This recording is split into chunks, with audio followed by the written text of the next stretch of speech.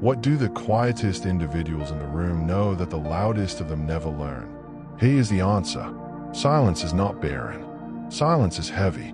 It is the space where truth emerges from hiding. It is the area where confidence takes a breath. What you notice when you observe the most effective individuals talk is the way they honor the space. They allow a question to linger. They allow a number to reside. They allow a promise to resonate. They employ silence like a lens that forces the actual issue into being. If you have ever walked away from a conversation wishing you had spoken less but meant more, this is for you. You don't have to perform. You don't have to push. You can let silence do some of the heavy lifting, and it won't only help you win a conversation. It will make you win yourself. Reflect on the last time you were asked a heavy question. Did you hurry? Most of us do. We are caught up in the moment's pressure and begin to fill it with words because we don't like what the silence will say about us. Here's the switch. A brief pause indicates that you are thinking. A longer pause indicates that you care. A considered silence conveys you are willing to wait for the correct answer, even if it means taking a breath or two. Those who lead at the highest level use time as a tool, and silence is how they mold it. When the room accelerates, they decelerate. When nerves spike, they tone down. When ego needs to win, they allow curiosity to guide. Imagine a simple scene. Two individuals at a table. One speaks in a rapid stream, selling, defending, hurrying to be liked. The other sits with open posture, waits, then asks a direct question. After the response, they wait again. Something interesting occurs. The rapid talker starts to show what really matters. Price is not the problem. Trust is. Timeline is not the problem. Fear is. Silence brought this out. Not pressure. The quiet one didn't win by deceit. They won by being present. Presence is not a rhetoric device. It is a means of respecting the real. Note the body language chess game. The loose shoulders say ease.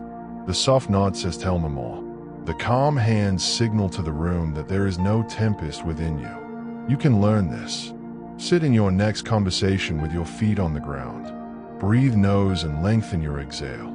Ask a brief question. Listen for 2 full beats. Allow the other person to finish. Then listen for another 2. Count if that helps. The silence will be like a canyon initially. As you practice, it is a bridge. There's a math of silence as well. In every meeting, there are moments when the worth of another sentence plummets. If you feel your next word will contribute less than your next breath, take the breath. Employ short questions that open doors. What is most important to you here? What is likely to go awry? What would make this simple? These are keys, and silence is the hand to turn them. You're not sidestepping conflict. You're not attempting to be mysterious.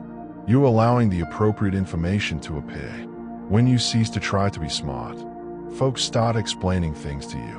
Let us bring in some stoic sense. You have control over your choices, not the results. You have control over your words, not what people hear. You have control over your mind, not the world. Silence does this. It holds you within your circle of control. It stops the habit of talking to repair feelings. It releases you to decide what is important over what is urgent. Silence is not flight. It is control. It allows your values to catch up with your lips. When anger ignites, silence is a cold compress. When pride inflates, silence is a tourniquet. When fear screams, silence is a hand on the shoulder that whispers, "Remain with me. We are okay." There's a fun element to all this, too. Conversations are not courtrooms. They are spaces where humans attempt to connect, figure things out, and occasionally chuckle at the oddity of life. Let silence encourage that happiness.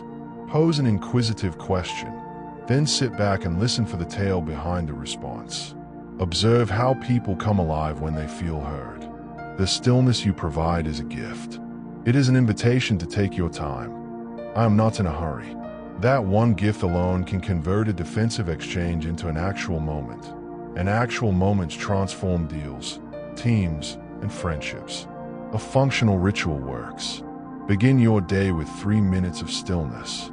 Sit, breathe, and observe your thoughts flow by like traffic. Do not battle them. Simply see them and release them. Then commit to one conversation you know is on its way. Today, I'm going to pause 2 beats between every response. Today, I'm going to ask what problem we are really addressing. Today, I'm going to have a last word. When the time comes, you will recall. Even a little shot of prepared silence can transform the tone of an entire meeting. Here's a straightforward maneuver that appears minor and plays large. When a person completes a point, such as tell me more about that, then halt. Don't stack your opinion on theirs. Silence retains the floor below them and the ceiling above. They will tend to add the statement that expresses what they did not want to say initially. That is not manipulation. That is respect for the human rhythm of revelation. Most do not begin with a truth that frightens them. Silence provides space for it to surface. You can work on silence outside of the workplace. At supper, put your phone down and ask a clean question. What was the highlight of your day? Then be still. Allow the individual to hunt. Do not bail the moment out. The pause is where the gold is found. In a difficult family conversation, maintain eye contact, breathe, and allow the wave of feeling to pass before responding. Silence prevents you from creating another wave. It makes what you do say more valuable when you do say it. This is the balance we seek. Serious but warm, grounded but curious, slow enough to think, light enough to have a good time. If you need a speedy checklist prior to any crucial conversation, try this. 1. Determine what result you can really influence. 2. Have 2 brief questions that would get at the truth. 3. Select one silent behavior for the session, such as speak last or 2-beat pause or no filler words. 4. Keep your body steady when you sense the rush. 5. Close with one additional question, then silence again. If you do anything at all, do step 1 and step 3.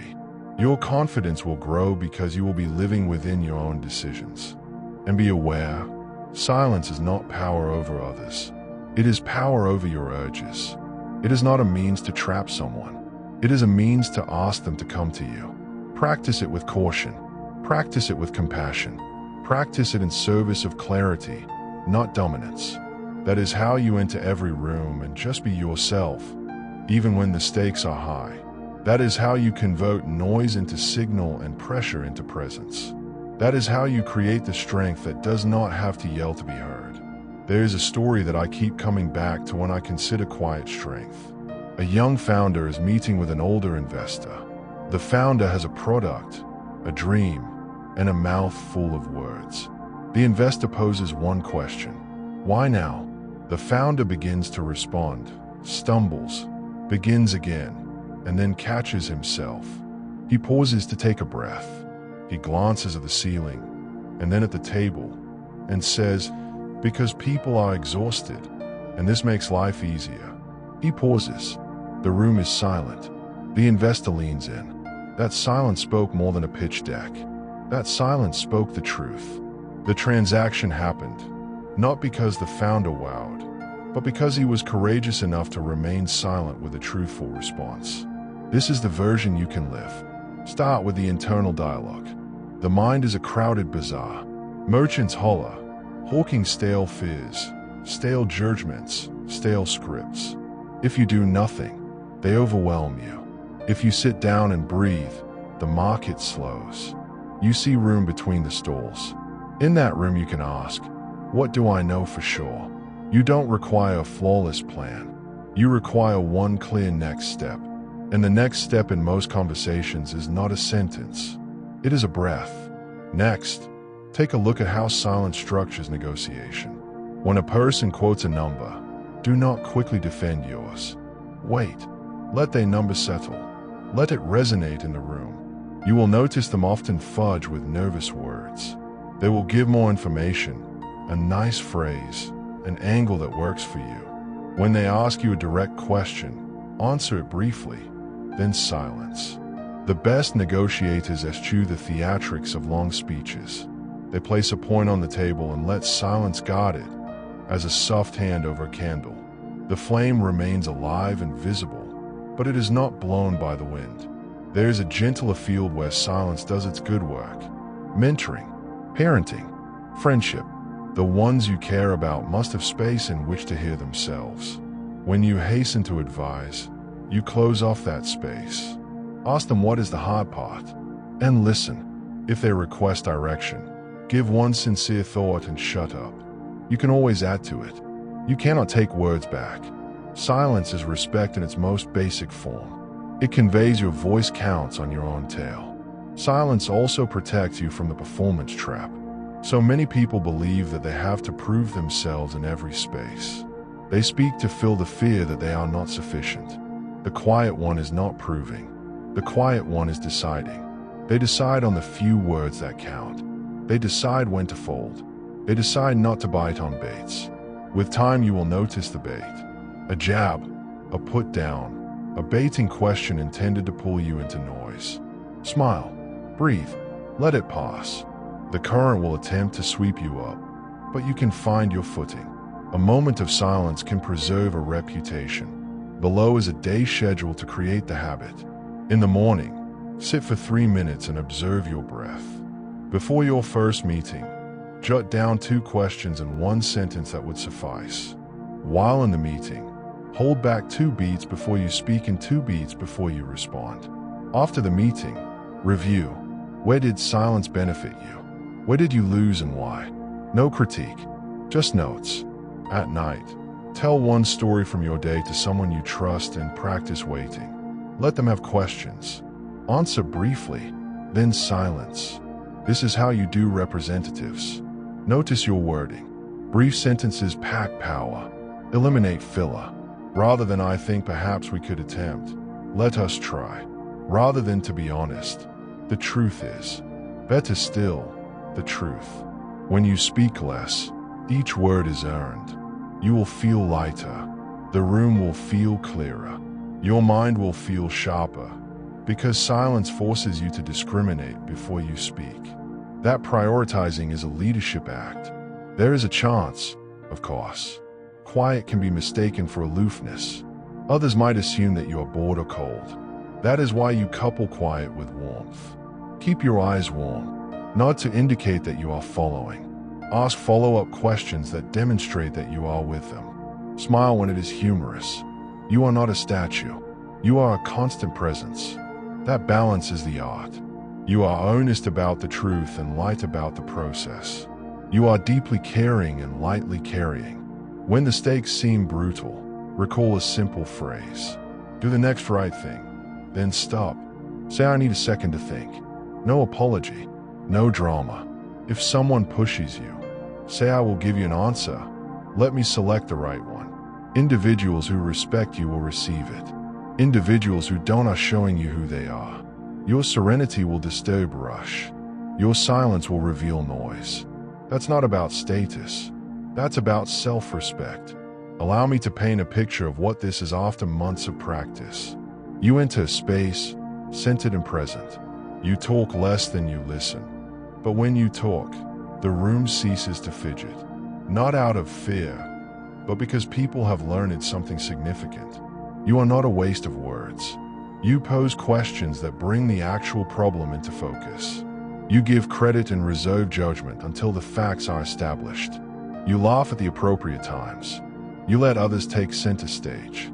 You depart with more faith than you arrived with. And at the heart of all of this is the same practice anyone can master. Breath. Pause. Talk. Pause. If that sounds difficult, good. Difficult most often means worth it. You are not attempting to be someone else. You are being more yourself. The person beneath the noise is peaceful, curious, and resilient. The person beneath the noise understands when to let quietness speak. Let today be a mini test. In one conversation, breathe where you would have hurried. Wait where you would have leaped. Smile where you would have snapped. See what occurs. I want to hear from you. Your thoughts, your questions, or a time when a pause shifted a conversation for you. What worked? What didn't? What do you want to do next? Leave it in the comments so others can learn from your experience. And if this helped you, share it with someone who could use a little quiet courage today.